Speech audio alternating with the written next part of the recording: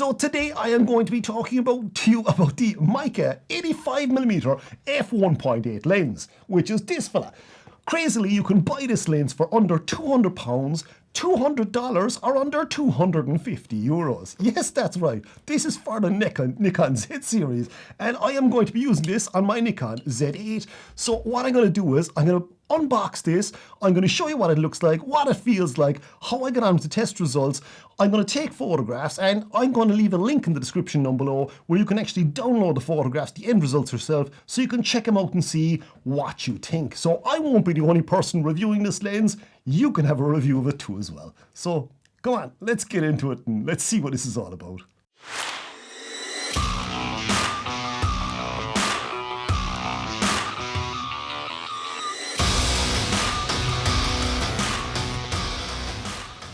Let's pop the box open, see what's inside. Gonna grab my trusty scissors, pop the seal on the side of the box.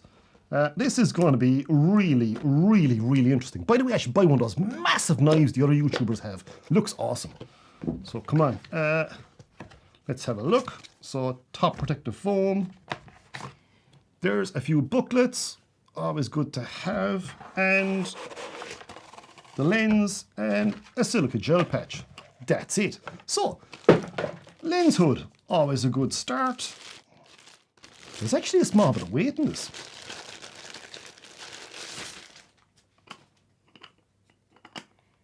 Okay. So far, so good. That's kind of smooth enough. First impressions are actually really good. I'm genuinely surprised by this. So yeah, looking at the lens itself, it appears to be very well made. The one thing you will notice here is on the back, if I hold that up long, you can see that the actual back lens element is quite a bit further in. It's recessed quite a bit further in. So I'm expecting that this was actually the F-mount version with an extension put onto it. Then again, that's not a bad thing. There is also a USB port here too as well. I am guessing that is for further software upgrades. Now just look at that. Look at the size of the diaphragm on that. That is massive in all fairness. But again, it is 85mm F1.8. Then the AF/MF switch. Maybe a small bit more toyish than you would expect with on the Nikon Z series bodies. But again, their lenses are 3 times the price. So fair is fair. But that just, it appears to work beautifully. Let's pop it on the body, because this is going to be an interesting one, because this is my Nikon Z8, and this Nikon Z8 is still one of the ones with the faulty lens mount issue. I have serious problems fitting some lenses onto this camera. So this is going to be very, very interesting now. Is this lens going to go on smoothly on this camera first time around, or is it going to cause problems? So this is going to check the mount fairly well. So popping it on. Whoa. That went really well. So taking it off again. Yeah. Popping it on again, and the mount is really solid and feels really nice. So, okay, I'm going to switch the camera on, and I'm just going to check focus. That's pulled in. Yeah, I'm going to check it over here. That's pulled in really quickly. The one thing I didn't talk about as of yet is the lens hood. It's obviously plastic. So what I can do is going to pop it on. I'm going to line it up here now. I presume this goes off to the side here, yeah. And she turns around, pops on. Yeah. It's plasticky, but then again, a lot of lens hoods now are. It seems to be, there's a small bit more hesitancy on it going on, but it definitely goes on, clicks in place fairly well. So just playing with this now for about 10-15 minutes here inside my studio, kind of messing around with it. Not really taking a lot of photographs, but just from an initial feel point of view, you can tell it's not up to the same build quality as the Nikon Z series lenses.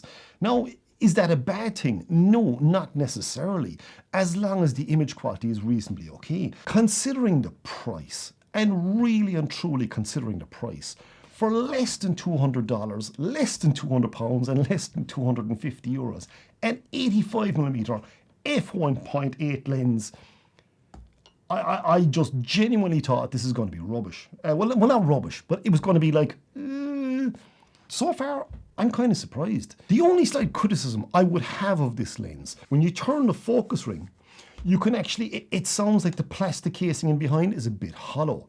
Now, Again, it's only purely from a sound point of view.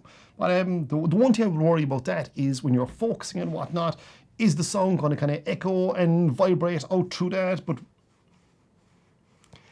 it sounds a small bit like it. Now, before we get into the serious review, I want to talk to you about who is this lens aimed at. Now, this lens is not costing you 1,000 or 2,000 or 3,000 euros, dollars or pounds. So this lens is obviously not aimed at serious professional photographers. This lens is probably aimed at hobbyists, beginners and enthusiasts. So we're going to look at it from that perspective.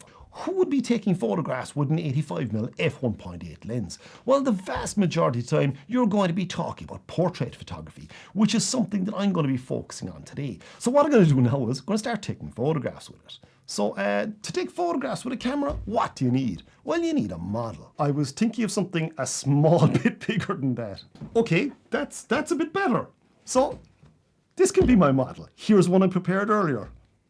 So we headed outdoors into some natural Irish summer weather with overcast skies and it blowing an absolute gale. It hasn't been much better than this recently, unfortunately. As you can see from this shot, at f1.8 the background is just gone and we're still getting a really sharp image. The second shot appearing on the right of the frame was shot at f5 and there is still a nice shallow depth of field in that shot. Here we have another shot taken at f1.8. I have taken the same shot at different apertures so you can clearly see the difference in depth in them. This was shot at f2.2 then this was shot at f2.8 and finally this one was shot at f5. So this is the side-by-side comparison and it's very clear to see how the depth has changed at each aperture. Regarding vignetting, this lens has shown little to no vignetting even at f1.8, which is a real positive. Looking at distortion, this lens again controls it extremely well and there is only a very slight distortion in the frame. Corner sharpness. This is the corner sharpness at 100% of the top left-hand corner of the previous press shot at f1.8. And as you can see, it's not very sharp. This is the same shot at f2.8. There is already a distinct improvement in corner sharpness. Then shot at f4, you can see the corner sharpness in this lens is after dramatically improving. The side-by-side images here show you how the corner sharpness has improved the more you stop down this lens.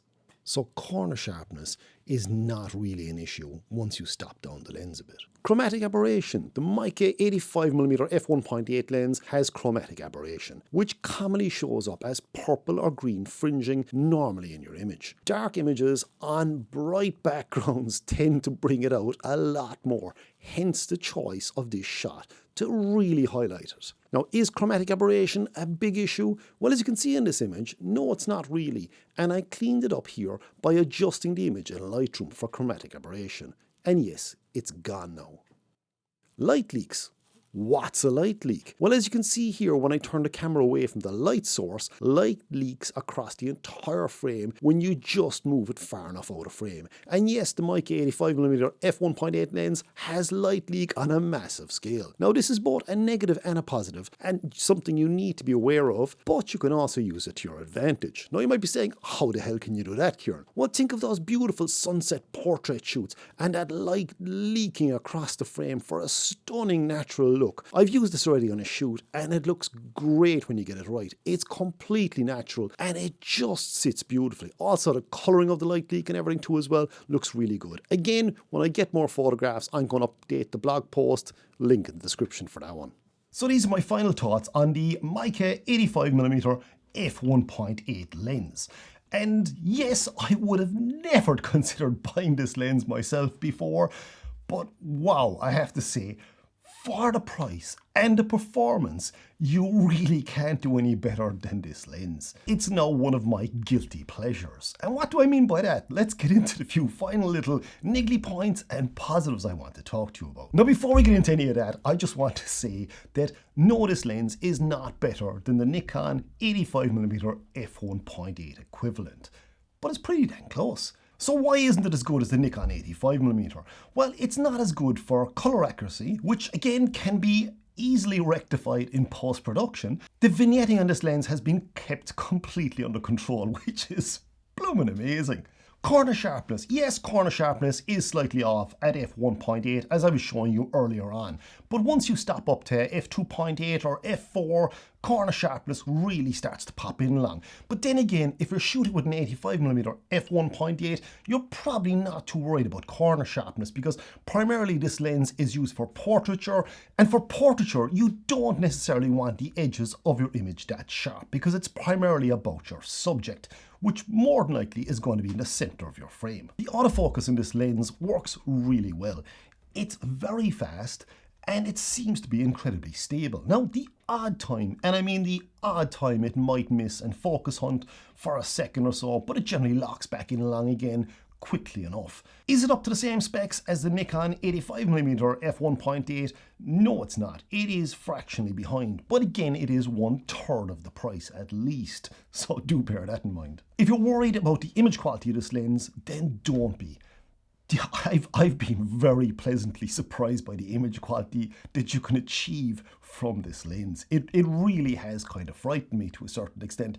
And this is an incredible positive for everyone out there, every photographer out there. We should be hoping brands like this succeed and start to do better, because that's going to push companies like Nikon, Canon, Sony and all the rest of them to not only drop their prices a small bit, but to produce better optics yet again. So for me, I have to say, Meike, you did an amazing job with this lens. The other positives about this lens then are sunbursts. The sunbursts on this lens are really good. The Meike 85mm F1.8 gives you some lovely sunbursts. And the option then to be able to go to f22 to increase those sunbursts even more is just brilliant. So loving it from that perspective. Again, I took photographs when I was out in a client shoot with this. I can't share them on here, but I hope to update my blog post, which I'm going to leave a link in the description down below, so you can actually check that out when I update that in the future. The character of this lens is something I absolutely love. I love the light leaks on this lens. Like, for portraiture, this is going to give you some amazing light leaks, and it's one of the reasons why I'm going to have this lens in my camera bag when I'm shooting sunset portraiture, because that's just going to be epic. So what are the issues I found with using this lens now for a while? Well, one of the things I found that kind of slightly annoyed me, but could also be a slight positive, is the focus ring. Adjusting the focus ring, it takes nearly 360 degrees of rotation to give you a full focus pull from macro to infinity.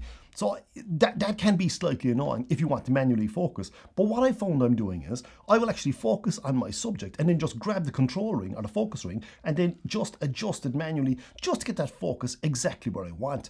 And the fact that it is not that sensitive means you can be far more precise with your focus, which on an 85mm lens is kind of handy too as well.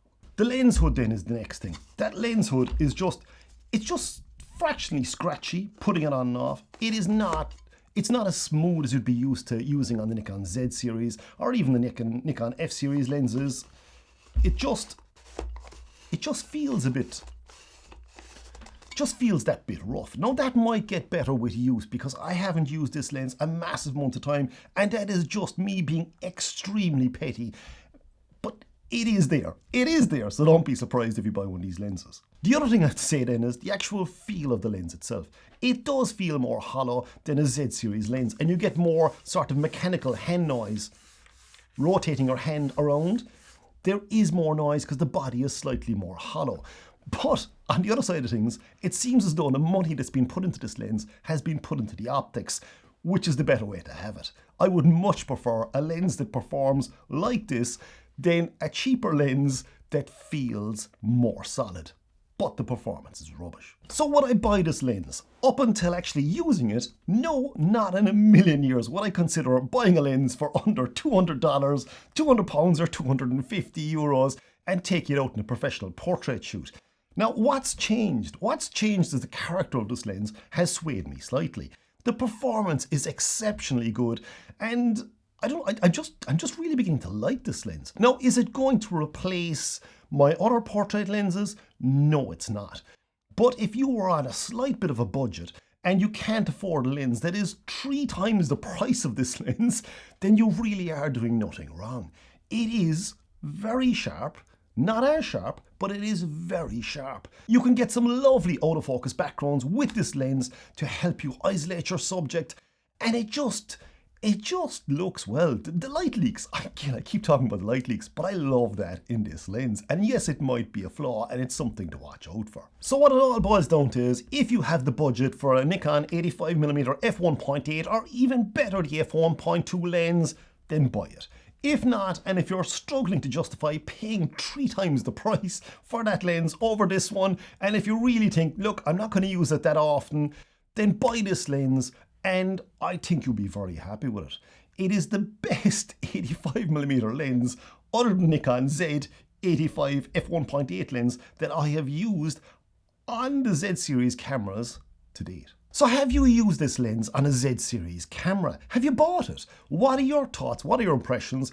If you have, then let me know in the comments down below. And anyone hating, saying, oh my God, you have to buy a Z series lens for a camera like this, then yes, obviously if you have the budget. If you don't, then that's exactly what this lens is about. So thanks again for watching, and see you out there, everyone.